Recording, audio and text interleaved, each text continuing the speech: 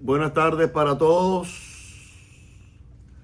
Bienvenidos al Centro de Enseñanza Mesiánica Sar Shalom. Quien les habla es el rabino mesiánico William Ferrer, líder de esta congregación, de esta comunidad y presidente del Concilio Judío Mesiánico Internacional.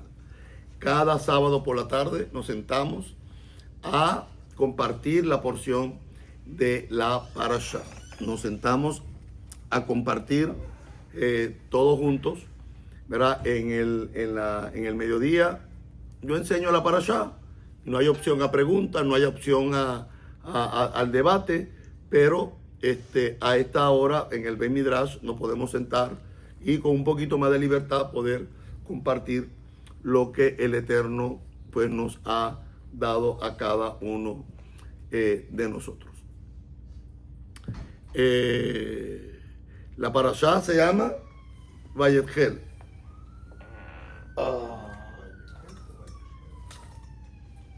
Vayetchel. Y está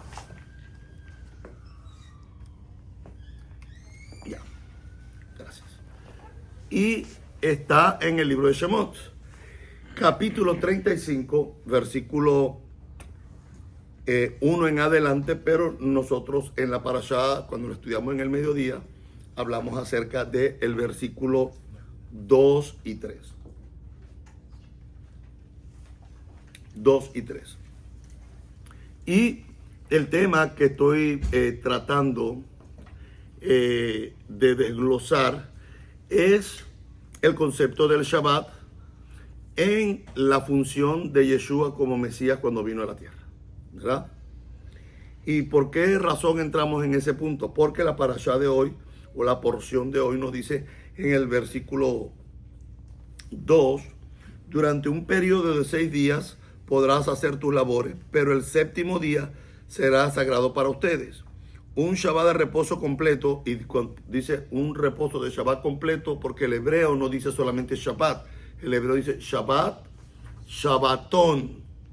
O sea, al día festivo semanal, la Torá también le llama Shabbat Shabbatón, como en la fiesta, como el ayuno del Yom Kippur, el ayuno del día de la expiación, también a ese día se le llama Shabbat Shabbatón, y no tiene nada que ver con el fin de semana, no tiene nada que ver con el sábado. ¿Por qué? Porque ¿se acuerdan aquel pasaje para contar el Omer? Dice, contarás el Omer después del Shabbat. Entonces la gente piensa que es el Shabbat semanal, y no necesariamente está hablando del Shabbat semanal, está hablando del Shabbat festivo. Como Pesach también es llamado un Shabbat Shabbatón. Entonces, cuando en la Torá se habla de Shabbat Shabbatón, no necesariamente se está hablando del viernes para sábado, ni se está hablando exclusivamente del Shabbat del sábado. Se pudiera estar refiriendo a una festividad.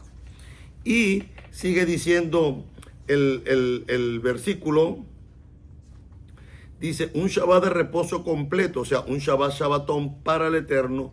Todo el que haga una labor en él morirá. No encenderás fuego en todas sus moradas el día de Shabbat. Entonces, basándome en el concepto del Shabbat, y aunque no voy a hablar del Shabbat y no voy a explicar cómo se celebra un Shabbat, lo que quiero es explicar la escuela que se nos enseña en Occidente. Es que Yeshua era tan fuerte, era tan grandioso, era tan maravilloso, que Yeshua violó el Shabbat. O sea, el hombre que Israel estaba esperando, conforme a las profecías de la Tanaj, resulta que termina violando las mismas profecías y los mismos libros que hablaban de que él iba a venir a traer redención. Entonces no tiene ningún sentido creer que si Yeshua es el Mesías, venga a violar el Shabbat, porque automáticamente lo descalificaría. Esa es por una parte. De hecho, es un texto que citamos muchísimo. Mateo capítulo 5, versículo 17, está escrito que el mismo Yeshua dijo, en las propias palabras de Yeshua, ¿cuáles fueron? Yo no he venido a abolir o abrogar la Torá. Yo no he venido, eso no era el propósito por el cual Yeshua vino. El propósito que Yeshua vino fue traernos y acercarnos a la salvación, al Eterno, a vivir una vida conforme a su voluntad. Ahora, si Yeshua hubiese violado el Shabbat, eso hubiese sido más que suficiente para matarlo. ¿Por qué? Porque está escrito.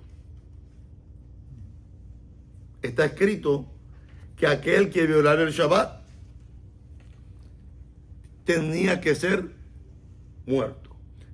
Durante un periodo de 7 días se podrá hacer labores, pero el 7º día será sagrado para ustedes, un Shabbat de reposo completo para el Eterno.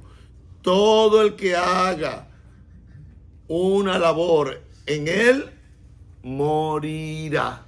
O sea, la Torah establece que cualquier persona que cometiera una violación fragante con intención de la Torah expone un castigo y es de muerte. Claro, la gente piensa que si alguien violaba el Shabbat, espérate, matémoslo y salían todos los judíos a matarlo. No, había una serie de reglas, de criterios, había que llevarlo al Sanedrín y era todo algo muy elaborado.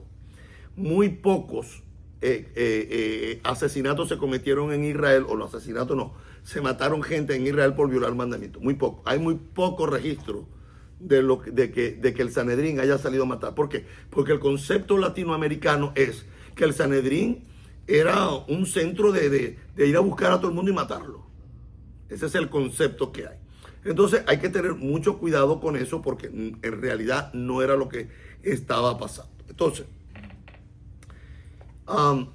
si Yeshua hubiese violado el Shabbat, a Yeshua lo hubiesen matado por eso. O sea, los fariseos hubiesen dicho, la causa de que vamos a matarlo es porque él dice que es el Mesías y aún así viola el Shabbat. Eso hubiese sido más que argumento para llevarlo a la muerte, o por lo menos pedirle a Poncio Pilato que lo matara porque había violado una de las normativas que estaban en la Torah. Sin embargo, Yeshua no muere o no lo llevan al madero por violar el Shabbat. Esa no fue la causa de su muerte. De hecho, la causa de su muerte nosotros sabemos cuál fue. Y la encontramos escrita en la tabla que colocaron encima de su madero, que decía, este es Yeshua, el rey de los judíos. Eso era lo que estaba escrito ahí. O sea, esa fue su causa de muerte. Para Roma, esa era la causa de muerte. ¿Por qué? Porque más que hay un solo rey para los romanos, César. Y como este se proclamó rey, no puede haber 2 reyes aquí. En el Imperio Romano solamente hay uno, y es César. Y como él dijo que era el rey, pues esa es la causa de su muerte para los romanos. Los romanos son los que determinan la causa de su muerte y colocan en 3 idiomas, colocan la causa de su muerte. Lo colocan en griego, lo colocan en hebreo y lo colocan en latín, en 3 idiomas. Aunque hay algunos que dicen que lo escribieron en arameo, pero el griego no dice que fue en arameo. El griego dice que fue en hebreo. Y la causa en los 3 idiomas, el idioma griego porque era el idioma universal donde todo el imperio se comunicaba, el latín que era el idioma de las leyes romanas y en hebreo que era la lengua vernácula donde el reo, por decirlo de alguna manera, lo estaban condenando a muerte. Entonces, ni siquiera, eso cuando lo vemos a nivel de Roma, cuando lo vemos a nivel de judaísmo, la razón por la que mandan a matar a Yeshua y por lo cual los fariseos y los sacerdotes se rasgaron en la vestidura, ¿cuál fue? Blasfemia. Fue el pecado de la blasfemia, que está dentro de una de las penas capitales. Blasfemar contra el nombre del Eterno está dentro de las 4 penas capitales del judaísmo. La blasfemia. Y yo no puedo blasfemar contra el Shamash Víctor. Esto no se considera blasfemia. Tiene que ser cuando tiene que ser con Dios. Y es bien claro cuando los mismos sabios, cuando oyen a Yeshua hablar, le dicen, ¿cómo tú, siendo hombre, te haces Dios? Este ha blasfemado. Que muera. Claro, porque no pudieron culparlo de violar el Shabbat. No pudieron culparlo por todas las acusaciones que se le presentaron. Entonces, volviendo al tema de si Yeshua violó el Shabbat o no, desde mi perspectiva, desde lo que yo voy a estudiamos, o vamos a terminar hoy, que empezamos en el mediodía y vamos a terminar en este Beit Midrash, es incoherente y es insostenible decir que Yeshua violó el Shabbat. ¿Cómo llegó este concepto de que Yeshua viola el Shabbat? ¿Cómo llega el concepto? ¿Cómo se difunde dentro de los ámbitos occidentales? ¿Cómo? Bueno, porque ya para el siglo II, el siglo III, el cristianismo se estaba separando del judaísmo y entonces hay un reemplazo del sábado por el domingo y se empieza a formular lo que conocemos hoy como la teología del reemplazo. Que como Israel mató a Yeshua, entonces todas las promesas y todas las bendiciones ahora le pertenecen a nosotros, a los cristianos. Y entienda que cuando estoy diciendo esto, no hay evangélicos cuando se dijo eso. No hay bautistas, no hay metodistas, no hay anglicanos, no hay presbiterianos, no hay católicos romanos. Cuando se está manejando esto, están en Constantinopla, que es lo que se conoce hoy como Turquía. Ahí estaba el centro del imperio, en Constantinopla. Entonces, hubo que decir que el sábado ya no tenía función para darle prioridad a otro día, y eso es historia que no voy a tocar en el tema si el Shabbat es bíblico o el domingo es bíblico, ese no es el tema que estoy tratando. El tema que quiero tratar es que el hecho de que hoy la teología anti-Torah es muy popular y la gente no se da cuenta, pero nos damos cuenta que es anti-Torah cuando se niega toda eficacia y veracidad y autenticidad de el texto de la Tanaj o el texto de la Torah. Y es muy común escuchar lo que escuchamos siempre. Pues tú estás bajo maldición. Tú guardas la ley, tú estás bajo maldición. Tú te caíste de la gracia. La gente habla eso sin decirlo como Pablo lo dijo. Te lo están diciendo así parafraseado. Y eso es lo que lleva a mucha gente hoy con esa mentalidad, que cuando van a leer estos textos piensan que Yeshua violó el Shabbat. Y yo siempre lo digo. Si Yeshua violó el Shabbat, no es el Mesías. Así de sencillo. Porque no puede Yeshua violar algo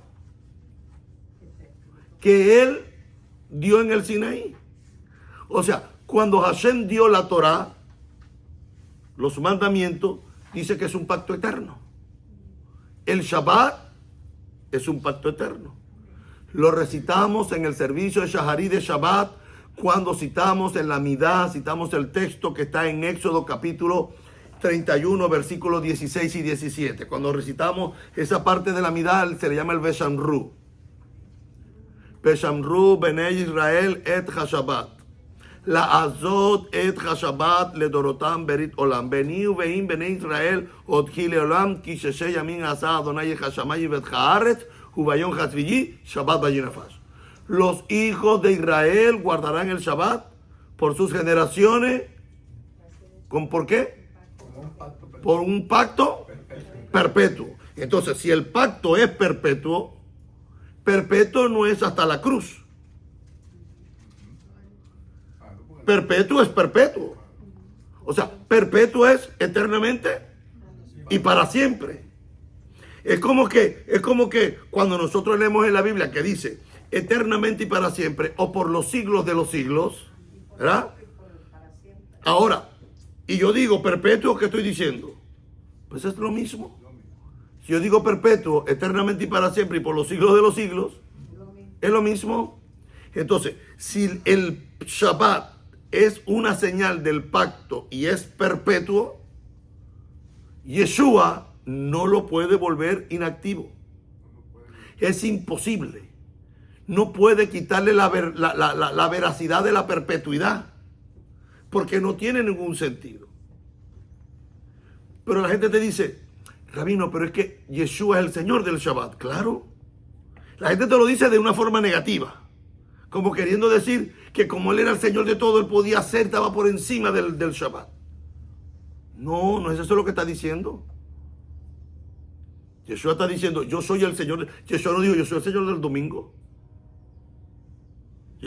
¿Por qué? Porque es que el domingo cuando Yeshua está existiendo no existe. O sea, Yeshua ni siquiera ha muerto. O sea, Yeshua, los que quieren sostener que el domingo es el día del Señor porque Yeshua resucitó en domingo, cuando Yeshua dice esas palabras, Yeshua ni siquiera había muerto. Y yo siempre lo digo, no existe la palabra domingo en la Biblia. No existe. Al primer día de la semana o al domingo, lo que nosotros hoy llamamos domingo, nos viene del griego dominus. Y tiene que ver, en la Biblia se le llama el primer día de la semana. El único día en la Biblia que tiene nombre es el Shabbat. Es el único. El día primero, el día segundo, el día tercero, el día cuarto, el día quinto, el día sexto y Shabbat.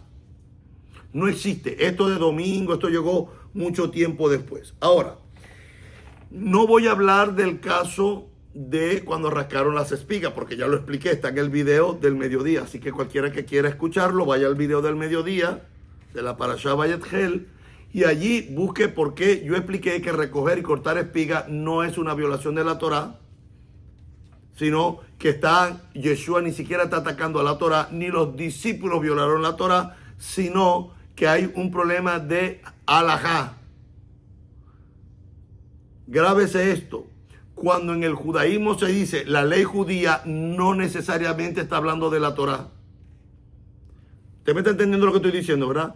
Cuando en el judaísmo decimos la ley judía, en el mundo cristiano piensa que estamos hablando de la ley de Moisés. Pero no.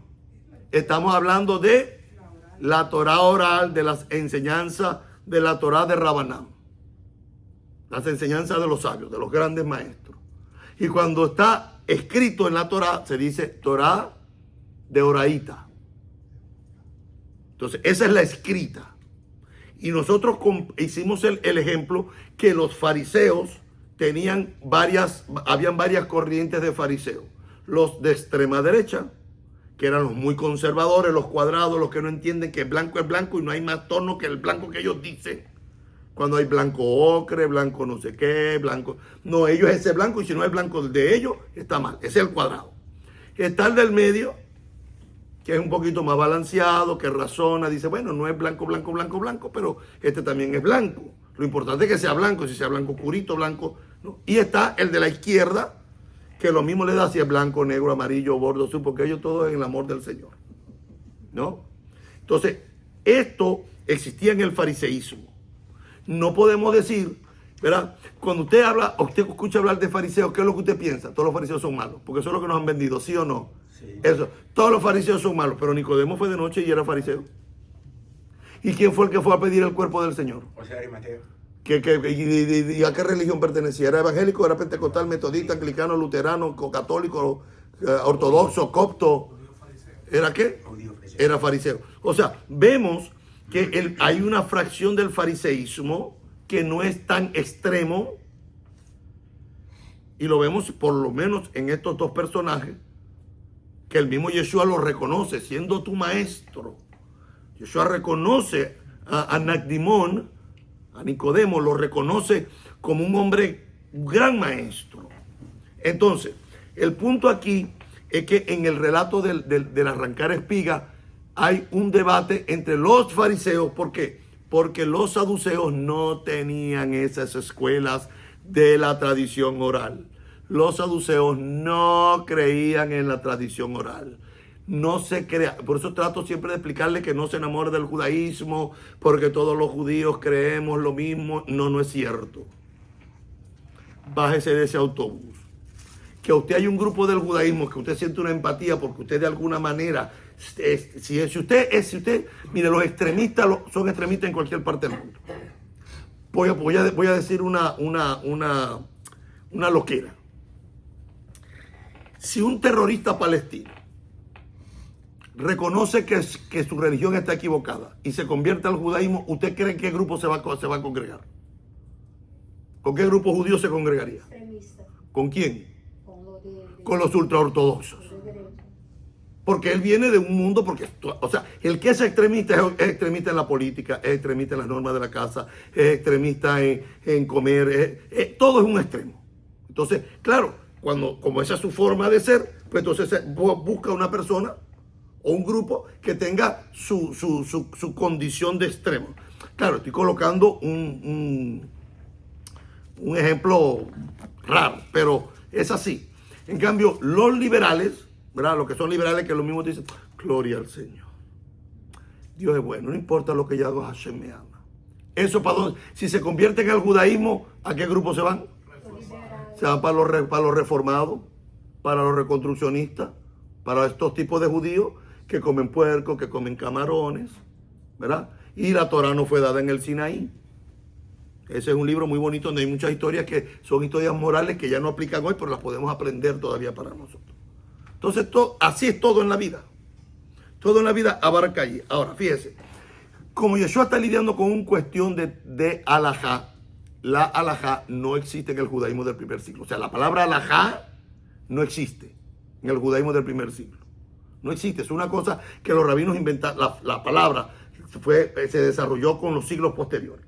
En el judaísmo del primer siglo se le llama tradición. La tradición de los ancianos. ¿Y por qué se llamaba la tradición de los ancianos? No era el cuento de los viejos. No, era la tradición de que este lo recibió de este, todos lo recibieron de este, lo recibieron de este, y este lo recibió del Sinaí. De ahí la forma que el Nuevo Pacto, el Nuevo Testamento, mantiene el concepto de la tradición de los ancianos. ¿Por qué? Porque en el judaísmo fariseo, la Torah oral también fue dada en el Sinaí. En el judaísmo saduceo, no. Los saduceos no creían eso. Entonces, habían grupos del judaísmo que no creían que la Torah oral había sido dada en el Sinaí, los fariseos sí. ¿Por qué hoy el judaísmo cree que la Torah oral se enseña en la sinagoga? Porque hoy el judaísmo, de las 25 denominaciones judías que existían en el judaísmo del primer siglo, solamente se preservaron 2. La farisea y la caraíta. Los caraítas tienen mucho de saduceo. Pero la gran mayoría de la teología que se maneja hoy dentro de los movimientos, dentro de los 19 movimientos ortodoxos, dentro de los movimientos conservadores y dentro de los movimientos reformados y reconstruccionistas, todos manejan la teología de la escuela farisea con sus variantes. Note que Yeshua, cuando le recriminan a sus discípulos porque arrancan espigas para comer, no es un tema de que los discípulos, los fariseos no le dijeron que estaba violando la Torah. ¿Qué dice Mateo 12? Vamos todo el mundo abriendo la Biblia. Mateo capítulo 12. Dice 12:1. En aquel tiempo iba Yeshua por los sembrados en un día de Shabbat, y sus discípulos tuvieron hambre y comenzaron a arrancar espigas y a comer. Y viéndolo, los fariseos le dijeron: he aquí tus discípulos hacen lo que no es lícito hacer en el día de reposo. Pregunto, ¿dónde dice la Torah que está prohibido arrancar espigas en Shabbat para comer? Sí. Lo sacan los rabinos, pero desde ahí del libro de Éxodo, de las melajot. No, pero ¿dónde está? Porque la melajot no dice las melajot, las 39 melajot que están en la parashá de hoy, no dice eso. No, los 39 melajot no están en la Torah. Exacto, es un invento de ellos. O sea, para los que no saben el concepto, la parashá de hoy dice que primero Hashem dice: guardarán el Shabbat, no encenderán fuego, y después dice, construyan el tabernáculo. ¿Verdad? Vaya al capítulo, eso está en el 35, está en la parasha de hoy. Moshe congregó a toda la asamblea de los hijos de Israel y les dijo, estas son las cosas que el Eterno ha ordenado hacer. Durante un periodo de 6 días podrá hacer labores, pero el séptimo día será sagrado para ustedes. Un Shabbat de reposo completo para el Eterno. Todo el que haga labor en él morirá. No encenderán fuego en toda la morada de tu casa. Moshe habló a toda la asamblea de los hijos de Israel diciéndole, esto es lo que el Eterno ha ordenado diciendo, tomen para ustedes una porción separada para el Eterno. Todo generoso de corazón traerá la porción separada del Eterno. Oro, plata, cobre, lana, turquesa. Y empieza a decir todo lo que se va a necesitar para el tabernáculo. Entonces aquí el texto, el Peshat, no está diciendo que Hashem dijo que no se puede cosechar, que no se puede cortar, que no se puede. Aquí no dice nada de eso. Ahora la pregunta es, Hashem dice que hay que en Shabbat no se puede hacer cosas. Pero ¿cuáles son las cosas que no se pueden hacer? Bueno, hay cosas, como por ejemplo, ¿qué no podemos hacer en Shabbat? Que está escrito en la Torah. Encender fuego. Encender fuego, está escrito. Eso no es una cuestión rabínica. Rabino, pero el fuego no es que si la leña, filosofé todo lo que usted quiera. El propósito no es tanto eso. El propósito de aquí es que usted no puede encender para hacer nada, para crear nada. Entonces, si usted, pues rabino, puede usar el microondas, desde mi perspectiva sí, pero si va a cocinar en el microondas no puede. No puede. Porque se supone que usted el viernes debió de cocinar la doble porción para el viernes por la noche y para el sábado por el día. Así de sencillo. Ahora, si ya yo tengo la comida ya hecha y la voy a calentar, es diferente. Porque la comida está hecha, lo que la voy a calentar. Otra cosa es que yo agarré el que digo, espérate, compré un arroz instantáneo. Lo voy a hacer en el microondas en Shabbat porque es más fácil. Y lo meto ahí y me meto el cuento de que no es que el Shabbat es eléctrico, que el microondas tiene unas ondas magnéticas que calientan. La idea de esto es lo que los fariseos allí tienen razón. No puedes ponerte a hacer cosas que están prohibidas en Shabbat. ¿Y cómo sabemos que no podemos cocinar en Shabbat? Porque Hashem mismo dijo, hoy tendrán que hacer el pan, hoy los tortas del manjú, hoy, mañana no va a caer. Tienen que hacerlo hoy para que coman hoy y mañana. Entonces eso está claro allí. Ahora, en ninguna parte de la Torah se nos dice que recoger espiga en Shabbat está prohibido para comer. Ahora, si yo voy a recortar espiga como trabajo para cosecharla, porque tengo el tiempo de la cosecha y el sábado lo tengo libre y voy a lavar la ropa, usted está mal. Porque el sábado no se lava la ropa. ¿Por qué? Porque usted está haciendo algo que no va dentro del ámbito del espíritu del Shabbat. Entonces, si usted va a arrancar para comer, como era lo que estaba diciendo allí, pues se puede hacer. Es permitido. Pero si usted va a cosechar, va a trabajar, y entonces, ¿qué es lo que hace? A partir de ahí dijeron los sabios, bueno, vamos a hacer una cosa. Como no tenemos todas las cosas que están permitidas y las que no están permitidas en Shabbat, no sabemos porque la Torah no nos dio todos los detalles, dijeron, bueno, todo lo que se hizo en el tabernáculo, esas son las pautas que vamos a escoger para decir qué es lo que se debe y qué es lo que no se debe hacer en Shabbat. ¿Qué hicieron en el tabernáculo? Eso lo dedujeron ellos, porque ellos no estaban ahí, ¿verdad? Dijeron, coser. No, entonces Shabbat no podemos coser. No se cose. Shabbat prohibido coser. Cortar, tampoco. Y por eso, y es cómico lo que le voy a decir, en el judaísmo ortodoxo, si usted tiene un hilito aquí, usted sabe que las abuelitas cuando te ven un hilo no se les da una ansiedad. Ya te lo quieren cortar. Y espérate que tiene un hilito allí. Y según la normativa alágica ortodoxa, ese hilito que está aquí no se puede cortar. El papel higiénico no se puede cortar. Entonces usted va a ver dentro de los hogares ortodoxos que la mujer corta todo el papel y pone el cerrito en el baño para que cada quien vaya agarrando en la medida que lo vaya necesitando. Ahora, las 39 melajot no están escritas en la Torah. No es una mitzvah de oraíta. No es una mitzvah que está escrita explícitamente en la Torah. ¿Está dónde? En la Torah de Rabanán. En las normativas rabínicas. En la halajá y en la tradición. Oye, y no estamos No estamos atacando la tradición, no me malinterprete. No, el rabino Ferrer estaba atacando los 39. No, yo no estoy atacando, estoy explicando que los 39 melajot son rabínicos y que no están en la Torah. Dentro de los 39 trabajos, los avot, como se le llaman, los 39 trabajos que están prohibidos y los derivados de cada uno de ellos, está el no cosechar.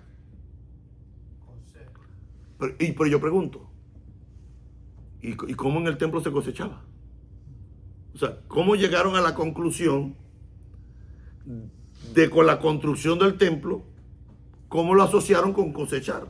Bueno, tuvieron su ingenio para darse cuenta que vaya. Entonces, es una elaboración rabínica que no estoy en contra, no me malentienda, simplemente quiero explicarte que esto es de los sabios y esto es la Torah. La Torah escrita tiene algunas normativas. Prohíbe la Torah explícitamente en un texto de Oraíta, de la Torah escrita. ¿Prohíbe Hashem que en Shabbat cortemos trigo para comer con la mano? No, no lo prohíbe. ¿Dónde está prohibido comer trigo y arrancar trigo y comer con la mano? En la tradición oral, en las enseñanzas, en la tradición o lo que llamamos hoy la halajá. Ahí es donde está. Entonces, cuando usted entiende eso, nosotros como seguidores del Mesías, pues ampliamos un poco. Me causó curiosidad un video que vi hace unos días atrás. Un judío en Israel le lee un pasaje a unos judíos y le dice: mas él herido fue por nuestras rebeliones, molido por nuestros pecados, el castigo de nuestra paz fue sobre él y por su llaga fuimos curados. Y le pregunta el judío, el judío creyente le pregunta al otro judío tradicional que no cree en Yeshua y le dice: ¿tú crees de quién están hablando aquí? ¿Dónde está este pasaje? Y el judío le dice: en el Nuevo Testamento, eso está hablando de Jesús. Le dice al judío. Y entonces le dice el cristiano: no, eso no está en... Sí. Nosotros siempre hemos oído que eso es, que Jesús... Y él le dijo: no, es que eso lo dijo Isaías. ¿Cómo? Y sí, eso lo dice Isaías 53. Y uno de ellos puso una cara como que... Claro. ¿Qué le estoy diciendo con esto? Que usted piensa que se la saben todas. No. Ahora, ¿se sabe en la tradición oral? Se la saben mejor que la Torah. ¿Sabe el mejor ejemplo que yo puedo plantear? Los católicos. Los católicos se saben las tradiciones. Se sabe cuándo es el día de tal, cuándo es el día de tal, a qué hora empieza, los rituales, las ceremonias, se lo saben todo. Y saben cuándo hay que pararse en el misal, saben cuándo hay que sentarse, se saben toda la forma. Pero Torah, muy poca gente lo hace. Entonces, es importante entender que cuando Yeshua confronta a los fariseos, les dice claramente, le dice, compara el debate rabínico, que es normal en el judaísmo, el debate de lo que los fariseos habían determinado. Ahora, ¿con qué? ¿Cómo Yeshua refuta lo que los fariseos están planteando? ¿Cómo lo refuta? Con la Torah. Lo refuta con un texto de las Escrituras. Mientras que los fariseos están apelando al tradicionalismo rabínico o al tradicionalismo fariseo, Yeshua, que no está en contra del fariseísmo, Yeshua está en contra de los fariseos malos, que es diferente. ¿Cómo sabemos que Yeshua no está en contra de los fariseos? Por Mateo capítulo, ¿qué le dice? En la cátedra de Moisés se sientan los escribas y los fariseos. Hagan todo lo que ellos le digan que tengan que hacer, háganle y guárdenlo. O sea, Yeshua nos manda a seguir la cátedra a los fariseos que están sentados en la cátedra, que tienen la cátedra de Moshe, no la cátedra rabínica, la cátedra de Moshe, lo que está basado en Moshe. Entonces, ¿qué le responde Yeshua? Dice, pero él le dijo: ¿no habéis leído lo que hizo David cuando él y los que estaban con él tuvieron hambre? ¿Cómo entró en la casa de Dios y comió los panes de la propiciación que no le era lícito? Y Yeshua dice lícito de la misma manera que los fariseos le dijeron a Yeshua: ¿por qué tus discípulos arrancan espiga y comen, hacen lo que no es lícito en Shabbat? Comer ni él ni los que con él estaban, sino solamente los sacerdotes. ¿O no habéis leído en la ley cómo en el día de reposo los sacerdotes en el templo profanan el día de reposo y son sin culpa? Porque en el día de reposo, según la normativa alágica, no se puede cortar. ¿Y cómo cortaban los sacrificios? Entonces, si hay cosas que se pueden hacer en Shabbat, que va a depender. Entonces le está diciendo, ustedes están diciendo que ellos arrancaron pan espiga con la mano y comieron, y para ustedes están violando, pero ese tiene el mismo peso que el que tiene el sacerdote, que también en las 39 melajot, los 39 avot, las 39 cabezas, padres de trabajo, de obras de trabajo, dice que no se puede cortar, pero los sacerdotes cortan el cuello, cortan las pieles, cortan los huesos, cortan las carnes, y Yeshua le dice,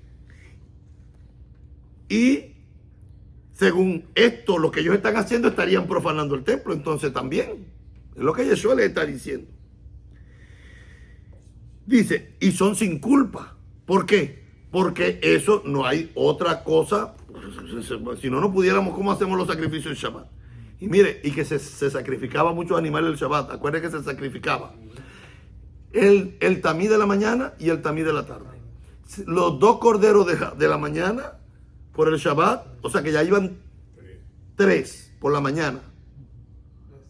Y si Rosh Hodesh caía el sábado, tocaba el tamí, los corderos de la mañana, los corderos de la tarde, los corderos de Rosh Hodesh, y eso había que degollar, había que cortar, había que abrir, había que quitar el pellejo, ir cortando, había que cortar los huesos, había que cortarlo todo. Entonces, y eso dice, y son sin culpa. ¿Por qué son sin culpa? Porque ustedes están utilizando una normativa lógica muy extrema. Y hay cosas que son necesarias que no son vistas como violar el Shabbat. Por ejemplo, nosotros hacemos algo aquí, que es cargar el Sefer, y eso pesa. Pero ¿qué dicen? ¿Qué dice la normativa rabínica? No la Torah no legisla eso. La normativa rabínica dice que bueno, para que eso no se vea como una violación de la Torah, porque pesa, y cargarla, todo lo que tú cargues dentro de tu casa, lo puedes cargar. Por ejemplo, usted puede cargar la cama, sacarla de su cuarto y llevarla para el otro cuarto en Shabbat, y no está violando el Shabbat. Pero si usted saca una cajita de fósforo de la puerta para afuera, dentro de la perspectiva rabínica, está violando el Shabbat. ¿Y por qué digo dentro de la perspectiva rabínica? Porque a usted le parece que es loco que pesa más una cama que una caja de fósforo.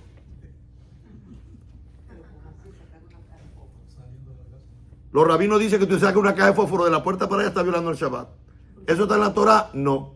Por eso los que les gustan estar viendo videitos sin entender lo que están diciendo los sabios, después vienen aquí con su loquerita. Rabino, mire, que vi al rabino Chucho Tirapiedra que dijo esto y no entendí, rabino, ¿cómo es eso? Y tengo que sentarme a explicarle por qué. ¿Por qué? Porque no entienden todavía que hay una Torah escrita y una Torah oral. No entienden eso. Pero él dijo que era la ley de Dios. Claro, está hablando de la tradición, la ley judía. Cuando dice la ley judía, es la enseñanza judía. Tengo una pregunta. Cuando se mandó a recoger todos los elementos para la construcción del Mishkan, se prohibió aún el Mishkan hacerlo en Shabbat. O sea, el trabajo del Mishkan estaba prohibido porque era Shabbat. Bueno, a ver, despacio. No hay ningún texto que diga lo como usted lo está diciendo. Está sobreentendido de que como el Shabbat no se podía hacer nada, pues no se hizo nada en Shabbat para la construcción del tabernáculo. Pero no hay un pasaje explícito que diga, en Shabbat tienen que parar la construcción del tabernáculo. No existe un texto así que lo diga literal. Continúe. Porque estoy haciendo ese símil porque vemos ahora que se sacrifica en Shabbat. Ajá. ¿Verdad? O sea, se hace sacrificio en Shabbat Pero en la otra parte de la construcción del Mishkan, como usted dice, no hay una cita bíblica, pero yo tendría que volver a leerlo yo, como que no hacían en Shabbat el Mishkan, se detenía. Claro, pero había que pararlo como había que parar cualquier otra construcción. Estaba implícito. Porque se supone que en el Shabbat hará 6 días, hará todo lo que viniera a tu obra. Por eso aquí en el capítulo 35 empieza con el Shabbat y luego sigue la construcción. Y dice, todo el que haga obra en él morirá. Entonces en Shabbat no se puede construir tabernáculo, se para. Porque aun cuando vayan a hacer algo bueno, podía incurrir en la muerte. Ahora, la circuncisión, si cae en Shabbat, ¿qué hacemos? Hay que hacerlo en Shabbat. Porque ese Pero está prohibido cortar en Shabbat. pero ese es el mandamiento es hacerlo en Shabbat. Cayó. Hay que hacerlo. ¿Por qué? No sé, ¿por qué? Porque ya no sé, si se hace el 9º día, ya no es el 8º día. No es por eso. Otra cosa, científicamente el cuerpo está acondicionado. Tampoco. Y exégesis. No, eso es una exégesis, gracias. Alágicamente hablando, arrancar espigas o hacer lo que está diciendo el Shamash Raymond puede estar relacionado con malajá, como obra o trabajo. En el acto de cosechar, ¿verdad? Que en el hebreo dice kotzer, solamente se considera que algo es trabajo cuando tiene intención de ser trabajo. Por eso el ejemplo, y estoy hablando desde el punto de vista alágico. O sea, si yo voy a construir el tabernáculo, ¿cuál es la intención de construirla? Pues construirlo, trabajar. Esto es lo que lo descalifica. Por eso no se puede hacer, porque está prohibido. Y el texto del capítulo 35, versículo 2, dice, Sheshe yamin ta'ase melajá. Dice, 6 días podrás hacer labores, todo lo que venga a tu mano. Pero el hebreo dice, Sheshe yamin ta'ase melajá. 6 días podrás hacer labores, trabajo, obra, lo que tú quieras hacer, como tú lo quieras llamar. Lo puedes hacer, pero, dice allí,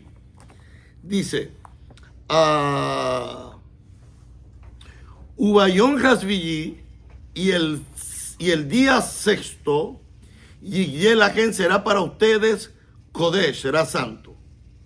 Entonces ya de por sí, como dice santo, dice, será un día Kodesh, será un día santo, y luego dice, ¿por qué va a ser santo? Porque es un Shabbat, Shabbatom la Adonai. Entonces está implícito que la obra de la construcción al llegar el 7º día para. ¿Por qué? Porque vas a construir y lo vas a hacer como una melajá, como un trabajo. Entonces no tiene que ver con la ciencia, con la medicina. Esto no es físico. Esto no es físico, esto es espiritual. Entonces hay que tener mucho cuidado. Ahora, porque hay que evitar que esto se vea con la intención. Bueno, rabino, yo voy a trabajar, pero la intención mía no es trabajar. Eso es filosofía barata y bien barata. No implica, eso es una filosofía barata y muy barata. No, rabino, yo fui al trabajo, pero en mi corazón yo servía. No, esas filosofías están en otros grupos. Yo fui a ayunar y me fui para el trabajo. Eso no funciona. Está pasando hambre, te va a servir para la dieta, te va a servir para bajar el colesterol, normalizar el azúcar, te va a ayudar para que tus hormonas se balanceen, pero no vas a tener ningún beneficio espiritual. Porque tú no te puedes ir al trabajo en ayunas, eso no tiene sentido. Rabino, hoy ayuné, ¿y dónde estaba? En el trabajo, rabino. Cuando usted sabe lo difícil que es estar en el trabajo. Los temas que se hablan en los trabajos. Entonces, tiene que tener cuidado con eso. Entonces, la intención a la hora de producir, ¿qué es lo que produce? ¿Qué es lo que produce? Comer espigas por necesidad inmediata y sin trabajo formal no se considera cosecha en sentido legal. Porque los apóstoles no estaban cosechando. Además, presta atención, la halajá la tradición permite acciones prohibidas menores, ¿como cuál? ¿Cómo sacrificar en el templo? ¿Cómo hacer la circuncisión? Porque ya eso que está prohibido en la tradición, está prohibido en la halajá, con respecto al templo, no tiene, es considerado una prohibición menor que no afecta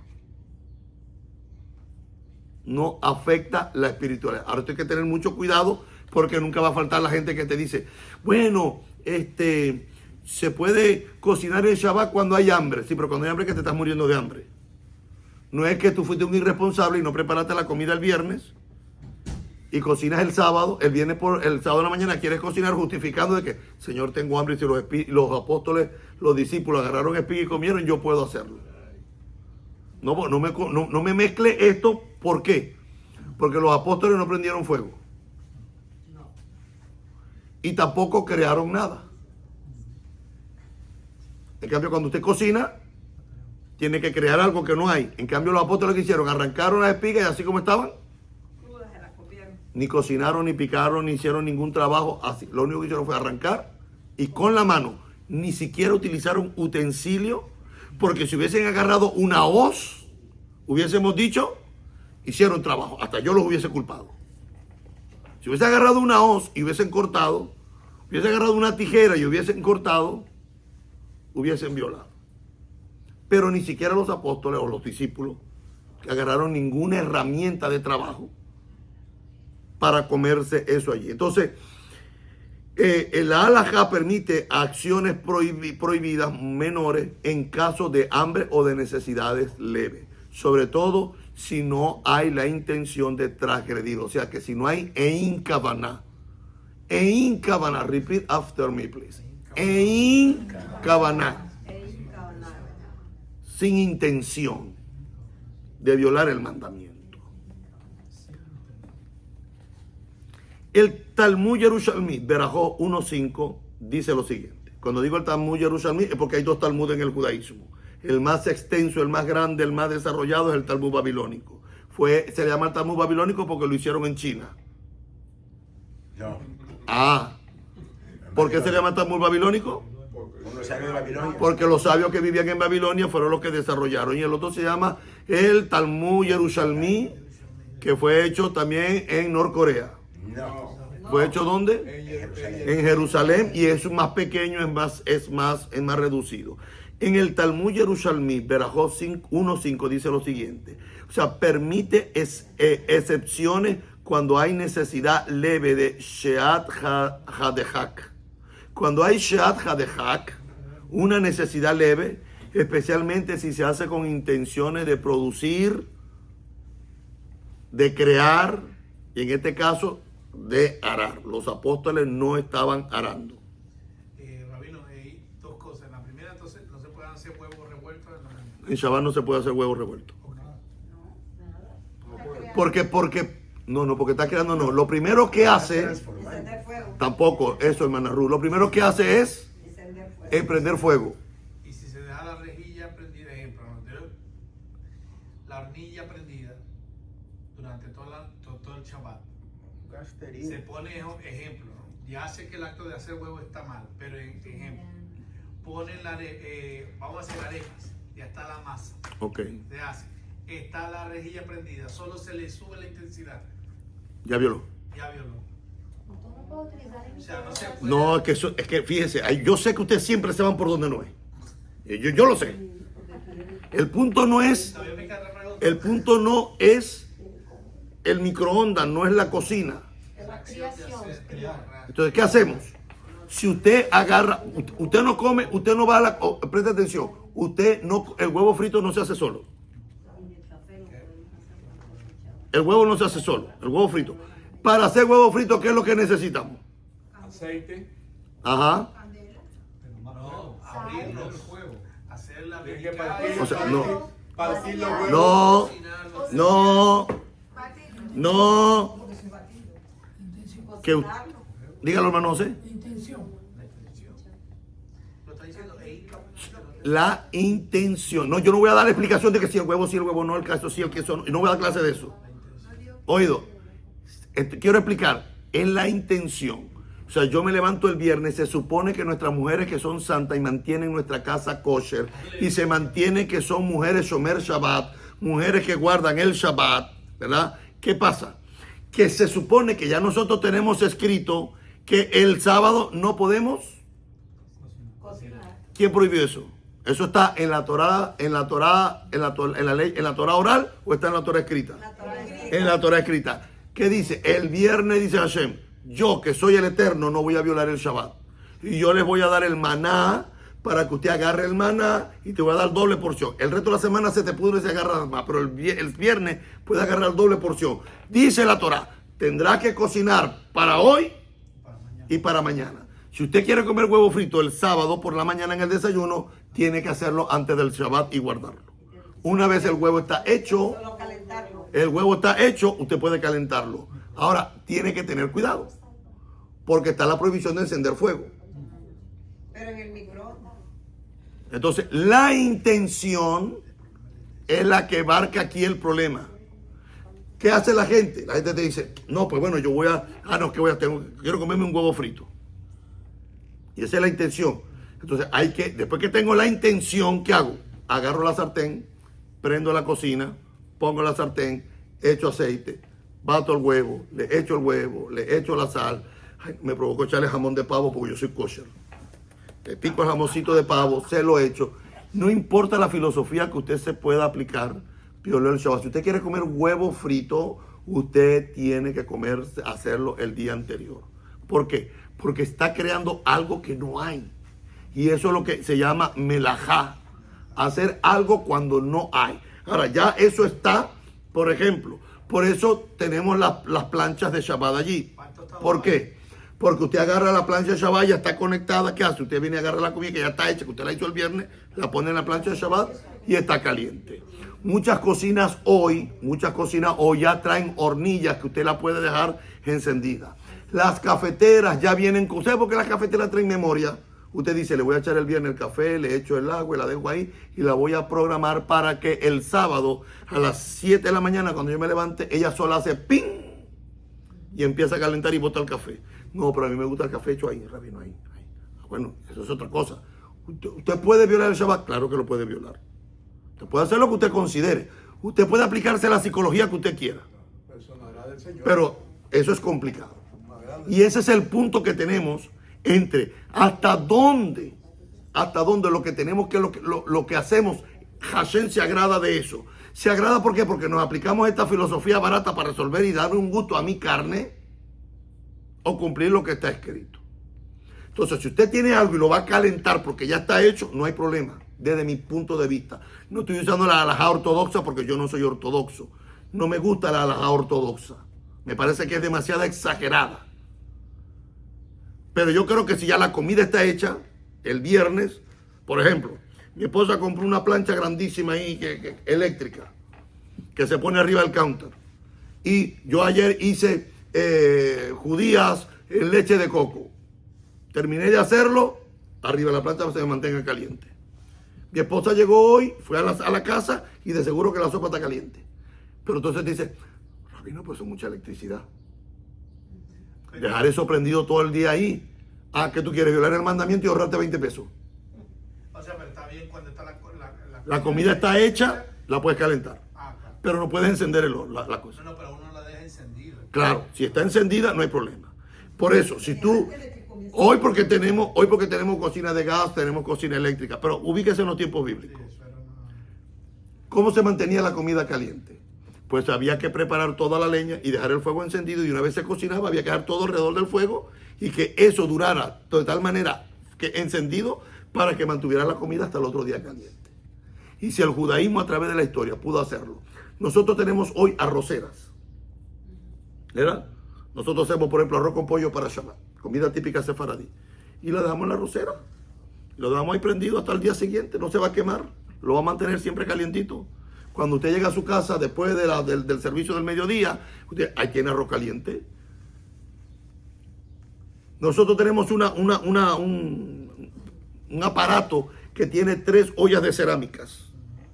Y cuando yo termino de hacer la carne, si la dejo en la cocina apagada, porque me da temor dejar la cocina prendida. Entonces, ¿qué hago? Ese aparato lo conecto y agarro la carne y la echo en ese potecito y la tapo. Nunca se me quema, nunca se me humea, no se me pone fría y me la puedo comer tranquilamente. Entonces, si hago sopa, lo puedo echar aquí, lo puedo echar ahí, lo pongo en la bandeja.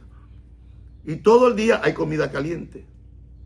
Pero no me pongo a esa hora a inventarme una filosofía barata, porque en el grupo del otro lado todo está bien, gloria a Dios, y Dios lo que mira es el corazón y yo no me voy a morir de hambre. Y la sangre de Yeshua siempre me perdona. Entonces, es raro cuando gente que se identifica con el Dios de la Torah no termina practicando lo que está en la Torah. Y cuando esto les cae y les choca porque les da choque eléctrico, ay, pero eso es muy rabínico.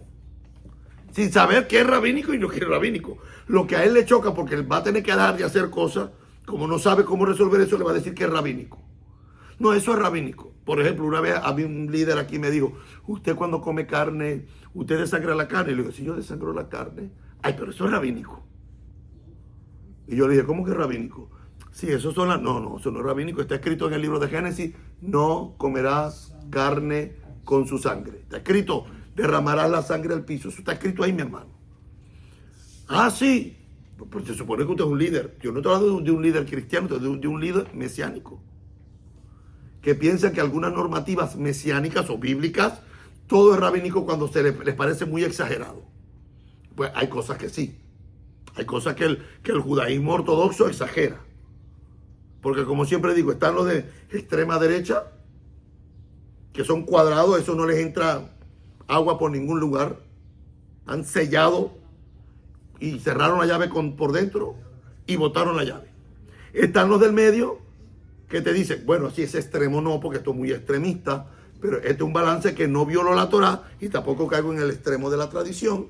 Y está el otro, la extrema izquierda, que te dice, comamos y bebamos que mañana moriremos.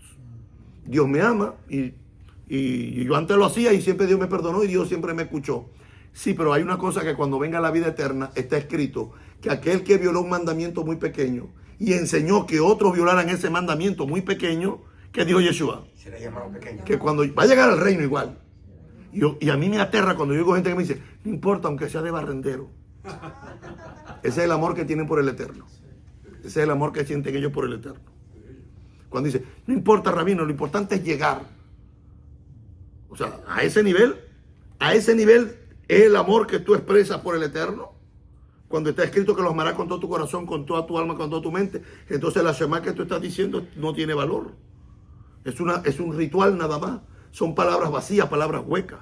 Cuando yo digo que amo a Hashem, yo trato en la medida que puedo de hacerlo lo mejor, lo más adaptable posible. En el libro de Deuteronomio, capítulo 23, versículo 25, dice lo siguiente. Cuando entre en la mies de tu prójimo, podrás arrancar espigas con tu mano. Y eso no está en el contexto del Shabbat. Lo que está en el contexto de ¿qué? De que si tú tienes hambre y entras al sembrarío, a la mies de tu prójimo, dice, no puedes agarrar más de lo que necesitas. Dice, si vas a la vid de tu prójimo, tú puedes arrancar las uvas y comértelas, si tienes hambre, pero no la puedes echar en la cesta. ¿Por qué? Porque entonces eso sería trabajo. Estás cosechando para llevártelo. Pero si te lo comes para comer, no hay ningún problema con esto. Entonces el acto de arrancar espigas a mano para comer, específicamente el tema que estamos tratando, Mateo capítulo 12, versículo 1, es que Yeshua dice, se puede. ¿Y cómo se lo explica Yeshua? Se lo explica citando un texto que el gran rey David Amelech dice, ay, ¿qué hacemos ahora con lo que está escrito? Porque David no era de la tribu de Leví. Por ende, no tenía acceso a comer el pan de la proposición. Porque el pan de la proposición se le daban a los sacerdotes después de una semana. Y David comió y los que estaban con él. Ahora, ¿quién eran los que estaban con él? Que por ahí me andaban preguntando. Pregunto yo ahora. Porque que el rey David, pero el rey David, rabino, era David Amelech, de donde venía Mashiach. Pero, y los que estaban con él.